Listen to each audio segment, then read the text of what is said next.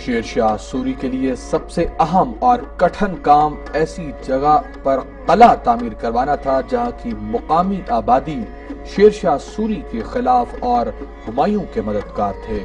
شیر شاہ سوری نے کابل سے دہلی کے درمیان ایک مضبوط قلعہ بنانے کا عزم کیا اور موجودہ جی ٹی روڈ سے 7 کلومیٹر جنوب میں نالا گہان نالا کس کے کناروں پر عظیم ترین قلعہ کی بنیاد رکھی۔ اس عظیم قلعہ کو قلعہ روہتاس کا نام دیا گیا۔ یہ قلعہ دنیا کی تاریخ میں پتھروں سے بنے ہوئے قلعوں میں صف اول پر شامل ہے۔ 4 کلومیٹر لمبی چوڑی فصیل 175 ایکڑ رقبہ پر محیط ہے۔ 1997 میں اس کو تاریخی ورثہ میں شامل کر لیا گیا۔ UNDP کے تعاون سے بہت سے تعمیری کام شروع ہوئے مگر تاحال کوئی خاطر خواہ کامیابی نہیں ہو سکی۔ بینا کے نزدیک جی ٹی روڈ سے گزرتے ہوئے جنوب کی جانب قلعہ روہتاس کی عمارت دکھائی دیتی ہے۔ نالا گہان پر پل کی تعمیر سے آمد و رفت تو بہت آسان ہو گئی جو روہتاس کے رہائشیوں کے لیے ایک نعمت کے ساتھ ساتھ ایک زحمت بھی بن گئی ہے۔ قلعہ میں 12 دیو ہیکل دروازے، 3 بڑی باولیاں، مندر، چوہا گرو نانک، رانی محل، مان سنگھ حویلی، بادشاہی مسجد وغیرہ شامل ہیں۔ قلعہ کی بیرونی دیواروں کی اونچائی 10 سے 18 میٹر کے درمیان ہے، چوڑائی بھی 10 سے 13 میٹر ہے۔ دشمن پر لڑائی کے دوران گرم تیل اور پانی پھینکنے کے لیے تیر اندازوں کے لیے دیواروں میں مورچے بھی بنائے گئے ہیں۔ سہل دروازہ، یہ دروازہ شیر شاہ سوری کے دور کی یاد تازہ کر دیتا ہے۔ یہ دروازہ صوفی سہل کے نام سے منسوب ہے۔ عظیم صوفی کی جنوب مغربی برج میں مرقد بھی واقع ہے۔ یہ دیکھنے میں دوہرا دروازہ ہے۔ اس دروازے کی اونچائی 21.34 میٹر، چوڑائی 20.73 میٹر اور گہرائی 15 میٹر ہے۔ دروازے میں گزرنے کا راستہ 4.72 میٹر ہے۔ دروازے کا اندرونی اور بیرونی حصہ خوبصورت کشیدہ کاری والے پتھروں سے نمایاں ہے۔ یہ خوبصورت پتھر سورج مکھی طرز کے بنے ہوئے ہیں۔ قلعہ کی بیشتر دیواروں میں ایسے پتھر نصب ہیں۔ دروازے کے دونوں اطراف میں خوبصورت بالکونیاں قائم ہیں۔ بالکونی پر چھوٹے سا گنبد اور پتھروں کی اعلیٰ کشیدہ کاری کی گئی ہے۔ بالکونی ہندو تہذیب کو ظاہر کرتی ہے جبکہ باقی قلعہ افغان اور ایرانی طرز پر تعمیر کیا گیا۔ دروازے پر 7 کنگرے بنے ہوئے ہیں جن پر اعلیٰ حفاظتی اقدامات کے لیے دفاعی طرز کا خصوصی خیال رکھا گیا۔ دروازے کے برج 3 مختلف طرز کے حامل ہیں۔ دروازے کا اندرونی حصہ بیرونی حصہ کے نسبت کم سجا ہوا ہے۔ اندرونی طرف نہ کوئی بالکونی اور نہ ہی برج تعمیر کیا گیا ہے۔ دروازے کے اوپر ایک بڑا کمرہ ہے جو اب میوزیم میں تبدیل ہو چکا ہے۔ مشرف دور حکومت میں وزیر اعظم شوکت عزیز نے اس میوزیم کا افتتاح کیا۔ دروازے پر اب آنے والوں کے لیے ایک معلوماتی سینٹر بھی قائم کیا گیا ہے۔ ہمالیہ وائلڈ لائف فاؤنڈیشن کی بہت امداد قلعہ روہتاس میں تبدیلی کا سبب بنی۔ شاہ چاند ولی اللہ دروازہ، یہ دروازہ عظیم صوفی شاہ چاند ولی کے نام سے منسوب ہے۔ عظیم صوفی نے دروازے کی تعمیر میں بلا معاوضہ شمولیت اختیار کی۔ عظیم صوفی کی وفات تعمیر کے دوران ہوئی جنہیں دروازے کے نزدیک ہی دفن کیا گیا۔ یہ دوہرا دروازہ ہے جس کا بیرونی حصہ 13.3 میٹر چوڑا اور 8.23 میٹر گہرا ہے۔ دروازے میں گزرنے کی جگہ 3.66 میٹر ہے۔ کابلی دروازہ، اس دروازے کا رخ مغرب کی جانب کابل کی طرف واقع ہے، اسی لیے اسے کابلی دروازہ بھی کہا جاتا ہے۔ یہ دروازہ 3.15 میٹر چوڑا ہے۔ دروازے کے دونوں اطراف 2 برج واقع ہیں۔ دروازے پر 5 کنگرے بھی واقع ہیں۔ اندرونی راستہ شاہی مسجد میں اترتا ہے۔ دروازے کو شاہی دروازہ بھی کہا جاتا ہے۔ شیشی دروازہ، اس دروازے کا بیرونی حصہ خوبصورت ٹائل سے مرصع کیا گیا ہے جو کہ شاہی قلعہ میں بھی نمایاں ہیں۔ یہ خوبصورت ٹائل نیلے رنگ کی ہیں۔ دروازے کے بائیں طرف ایک خوبصورت سنگ مرمر پر یہ عبارت فارسی میں تحریر تعمیر ہے۔ لنگر خانی دروازہ، یہ دوہرا دروازہ 15.25 میٹر اونچا، 3.5 میٹر چوڑا ہے۔ بیرونی حصہ پر ایک کھڑکی سہیل دروازہ جیسی بنی ہوئی ہے۔ خوراک کا انتظام اور ترسیل کے لیے اسی دروازے کو استعمال کیا جاتا تھا۔ یہاں پر سٹور اور پانی کے لیے کنواں بھی موجود ہے۔ دروازہ انگریزی حروف تہجی کے حرف ایل کی طرز پر بنا ہوا ہے۔ طلاقی دروازہ، یہ دروازہ 15.25 میٹر اونچا اور 13.8 میٹر چوڑا ہے۔ دروازے کے دونوں اطراف 2 برج واقع ہیں۔ طلاقی لفظ طلاق سے نکلا ہے۔ شہزادہ صابر سوری دروازے میں داخل ہوا جس پر بخار کا جان لیوا حملہ ہو گیا تھا، لہٰذا اس دروازے کو برا سمجھا گیا اور طلاقی کا نام دیا گیا۔ موری یا کشمیری دروازہ، یہ دروازہ شمال کی طرف کشمیر کی جانب واقع ہے۔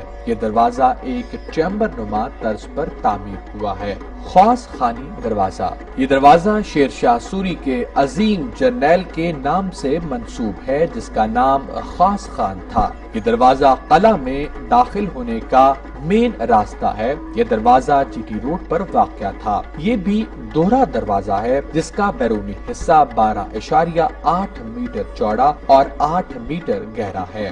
دروازے پر برج کے ساتھ ساتھ حفاظتی دیواریں بھی تعمیر کی گئی۔ ایک برج پر توپ بھی استعمال کی جا سکتی تھی۔ اندرونی اور بیرونی گیٹ ایک دوسرے کے ہم شکل ہیں۔ دروازے پر 5 کنگرے بھی بنے ہوئے ہیں۔ دروازے پر پتھر پر ترشے ہوئے سورج مکھی کے پھول بنے ہوئے ہیں جیسے سہیل دروازہ پر بھی نمایاں ہیں۔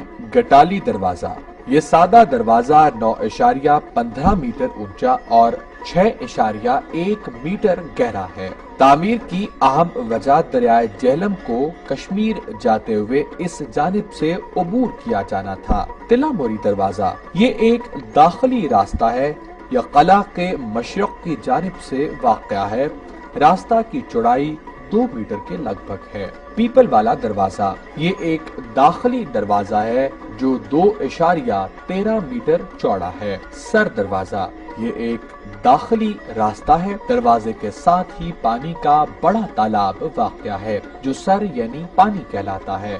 شاہی مسجد، یہ ایک چھوٹی مسجد کابلی دروازے کے قریب واقع ہے۔ یہاں نماز پڑھنے کی جگہ اور احاطہ بھی مسجد میں شامل ہے۔ یہ قلعہ کی دوسری جگہوں سے زیادہ خوبصورت ہے۔ جنگی حکمت عملی کو مد نظر رکھتے ہوئے مسجد سے سیڑھیاں کابلی گیٹ کے بالائی حصے تک جاتی ہیں۔ مسجد کے داخلی راستے پر 3 محرابیں بنی ہوئی ہیں جو 3 چیمبرز پر مشتمل ہیں۔ ایک چھوٹا کمرہ 3 چیمبرز کے اختتام پر واقع ہے جو پیش امام کے زیر استعمال تھا۔ مسجد کی چھت اس انداز سے بنائی گئی تھی جہاں محافظ پہرا دے سکتے تھے۔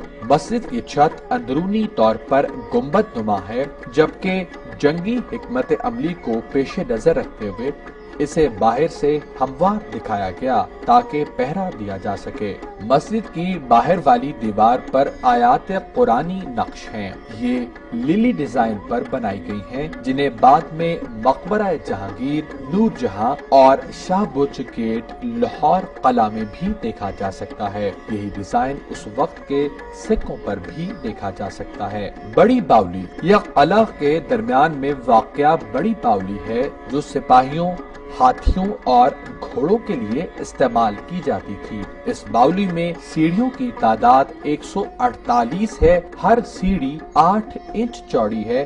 اس میں 3 محرابیں ہیں۔ شاہی باولی، یہ کابلی دروازے کے نزدیک واقع ہے جو شاہی خاندان کے استعمال میں تھی۔ یہ 60 سیڑھیوں پر مشتمل ہے۔ شاہی باولی میں چھوٹے چیمبرز بنے ہوئے ہیں۔ سر دروازہ باولی، سر دروازے کے نزدیک واقع باولی عام طور پر سپاہیوں کے استعمال میں رہتی تھی۔ رانی محل، رانی محل کو ملکہ کا محل بھی کہا جاتا ہے جو حویلی مان سنگھ کے قریب واقع ہے۔ یہ ایک منزلہ عمارت ہے۔ یہ 4 کمروں پر مشتمل تھی لیکن اب صرف ایک کمرہ باقی رہ گیا ہے۔ آج بھی ان 4 کمروں کی بنیادوں کو دیکھا جا سکتا ہے۔ رانی محل اصل میں قلعہ کا حصہ نہیں ہے، بلکہ یہ ہندوانہ طرز پر تعمیر کیا گیا جو غالباً حویلی مان سنگھ کے ساتھ تعمیر ہوا۔ آج بھی رانی محل کا ایک کمرہ سلامت ہے جو 20 فٹ اونچا اور اندر اور باہر سے خوبصورت بنا ہوا ہے۔ اس کمرے کی تعمیر ایک پھول کی طرح ہوئی ہے۔ حویلی مان سنگھ رانی محل کے سامنے کثیر المنزلہ عمارت حویلی مان سنگھ واقع ہے جسے گورنر کی رہائش کے لیے استعمال کیا جاتا تھا۔ حویلی مان سنگھ کا کافی حصہ زمین بوس ہو چکا ہے، تاہم این جی اوز اور حکومت پاکستان کی کاوشوں سے اس کی مرمت کا کام جاری ہے۔ پھانسی خانہ قلعہ کی فصیل کے درمیان حویلی کے سامنے ایک پھانسی خانہ ہے جہاں مجرموں کو سزا کے طور پر پھانسی دی جاتی تھی۔ مقبرہ خیر النساء خاص خان دروازے کے باہر مقبرہ خیر النساء واقع ہے۔ خیر النساء وزیر خوراک قادر بخش کی بیٹی تھی، ان کو امانتاً دفن کیا گیا، بعد میں ان کی میت کو سرسرام منتقل کر دیا گیا تھا۔ چوہا بابا گرو نانک یہ طلاقی دروازے سے متصل دریائے کیہان کے کنارے واقع ہے۔ سکھ دور حکومت میں اس عمارت کی تعمیر ہوئی۔ 1947 میں اس عمارت کو شدید نقصان پہنچا، تاحال عمارت کی مرمت کا کام مکمل نہیں ہوا۔ عمارت کے ساتھ ایک تالاب چشمہ پر واقع ہے جس کو سکھ مذہبی رسومات کے لیے استعمال کرتے تھے۔ مندر بڑی باولی کے ساتھ 2 مندر تاحال موجود ہیں۔ ان مندروں کی صحیح طرح حفاظت نہیں کی گئی، تاہم اب بھی مندروں کے اندر پتھروں کے اوپر کی گئی کشیدہ کاری دیکھی جا سکتی ہے۔ قلعہ کی عمارت پر زیادہ تر پتھر پر تراشے ہوئے سورج مکھی کے پھول اور عربی عبارتیں شامل ہیں، حتیٰ کہ محافظ چوکی جو دروازوں میں واقع ہے ان پر بھی جا بجا نقش موجود ہیں۔ شاہی مسجد میں خوبصورتی کی ایک اور بات پتھر پر تحریر ہوا کلمہ طیبہ ہے۔ یہ کلمہ طیبہ کیلی گرافی کی بہترین مثال ہے۔ اس کے علاوہ بھی آیات قرآنی پتھر پر نقش کی گئی ہیں۔ مہارت کی ایک اور مثال شیشی دروازہ پر موجود فارسی میں تحریر قلعہ کی تعمیر سے متعلق ایک عبارت اپنی مثال آپ ہے۔ ز ہجرت گذشته تواریخ سال 948 آمد جلال، نصب شد در آن قلعه کبار، شهنشاه شیران عمر قرار. ز بخت سعادت عیان نیست ثانی، تمامت کنانید شاهو سلطانی. ہجرت کے 948 سال بعد عظیم قلعہ کی تعمیر شروع ہوئی۔ وہ عظیم شہنشاہ شیر شاہ سوری جس کا موجودہ زمانہ میں کوئی ہم اثر نہیں، قلعہ کو شاہو سلطانی میں مکمل کیا گیا۔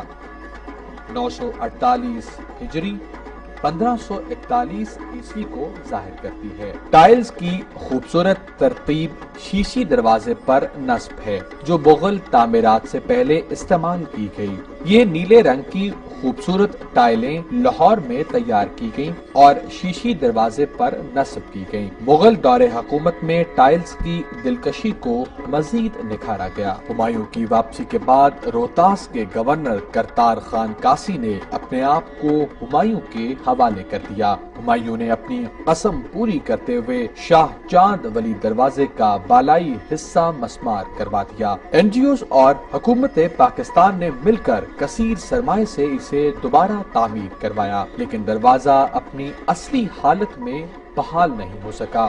شہنشاہ اکبر اور شہنشاہ جہانگیر نے اپنے دور اقتدار میں صرف ایک یوم یہاں قیام کیا۔ 22 مئی 1545 عیسوی کلنجر کے مقام پر دوران جنگ توپ کا گولہ لگنے سے شیر شاہ سوری کی شہادت واقع ہوئی۔ 6 سالہ دور حکومت میں تاریخ میں پہلی مرتبہ ایک ایسی سڑک کی تعمیر ہوئی جس نے نارن گنج بنگلہ دیش پشاور پاکستان کو ملا دیا۔ اس سڑک کو بعد میں جرنیلی سڑک کے نام سے منسوب کیا گیا۔ اس عظیم سڑک پر سرائے، کنویں، مساجد کی تعمیرات کی گئیں جس میں مسافروں کو بہت سہولیات فراہم کی گئی تھیں۔ قلعہ روہتاس کی تعمیر جنگی طرز پر ہوئی جس میں 30,000 محافظوں کے رہنے کی گنجائش تھی۔ گکھروں کا اثر و رسوخ ہونے کی وجہ سے مقامی مزدور نہ ہونے کے برابر تھے، لہٰذا ایک پتھر کے عوض اشرفی مقرر کی گئی۔ تاریخ گواہ ہے کہ دنیا کا پہلا قلعہ ہے جس کی تعمیر کے لیے کثیر سرمایہ دیا گیا اور ہر پتھر کی اجرت ادا کی گئی۔